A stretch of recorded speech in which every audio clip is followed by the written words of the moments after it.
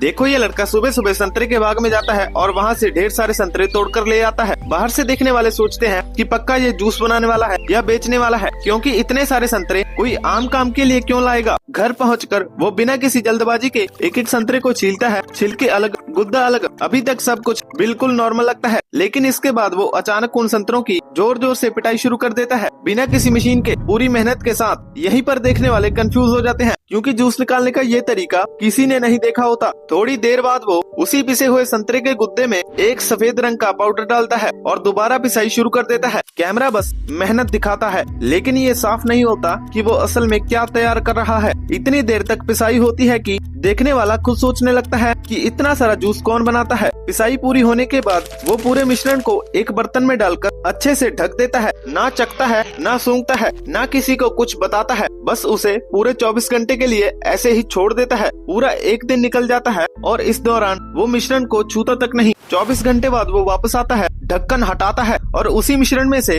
2 juice की बोतलें अलग रख देता है। बोतलें देखने में बिल्कुल नॉर्मल लगती हैं, लेकिन वो उन्हें पीता नहीं। यहीं से सवाल और बढ़ जाते हैं, अगर ये जूस है तो फिर इसका इस्तेमाल क्यों नहीं किया जा रहा। इसके बाद वो चूल्हा जलाता है, आग तेज करता है और ऊपर एक कढ़ाई रख देता है। उसी कढ़ाई में वो पहले से पिसे हुए संतरे डाल देता है। अब कहानी और ज्यादा अजीब हो जाती है। वो एक लकड़ी का ढांचा निकालता है जो बहुत पतली लकड़ियों से बना होता है और उसके ऊपर जाल जैसा कपड़ा रख देता है। पूरा सेटअप देखने में देसी प्रयोग जैसा लगता है। अब वो अपने हाथों से बनाया हुआ एक स्पेशल मसाला मिक्स डालता है, जिसमें काली मिर्च, अजवाइन और कुछ ऐसे मसाले होते हैं जिनके बारे में वो कुछ नहीं बताता। ये किसी रेसिपी जैसा नहीं बल्कि एक प्रक्रिया जैसा लगता है। इसके ऊपर वो एक और लकड़ी का सांचा रख देता है, जिसमें से एक पाइप बाहर निकलता है। उस पाइप के ऊपर वो लकड़ी की फट्टी रख देता है, फिर उस पर एक बर्तन रख देता है और उस बर्तन में पानी भर देता है। पूरा सेटअप अब और भी रहस्य हो जाता है। जैसे ही नीचे आग तेज होती है, धीरे धीरे पाइप के अंदर हलचल शुरू होती है। पहले बूंद बूंद, फिर लगातार एक लिक्विड ऊपर रखे बर्तन में टपकने लगता है, बर्तन भरने लगता है। अब तक देखने वाला यही सोच रहा होता है कि ये कोई